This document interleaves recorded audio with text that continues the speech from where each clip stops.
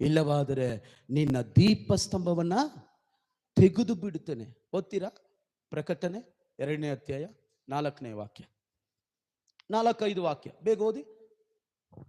ಆದರೆ ಮೊದಲು ನಿನಗಿದ್ದ ಪ್ರೀತಿಯನ್ನು ನೀನು ಬಿಟ್ಟು ಬಿಟ್ಟಿದ್ದೀ ಎಂದು ನಾನು ನಿನ್ನ ಮೇಲೆ ತಪ್ಪು ಹೊರಿಸಬೇಕಾಗುತ್ತದೆ.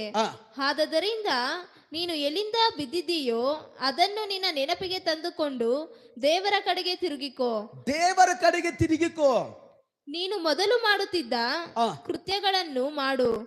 ನೀನು ದೇವರ ಕಡೆಗೆ ತಿರುಗಿಕೊಳ್ಳದೆ ಹೋದರೆ, ದೇವರ ಕಡೆಗೆ ತಿರುಗಿಕೊಳ್ಳದೆ ಹೋದರೆ ನಾನು ಬಂದು ನಿನ್ನ ದೀಪಸ್ತಂಭವನ್ನು ಅದರ ಸ್ಥಳದಿಂದ ತೆಗೆದು ಬಿಡುತ್ತೇನೆ.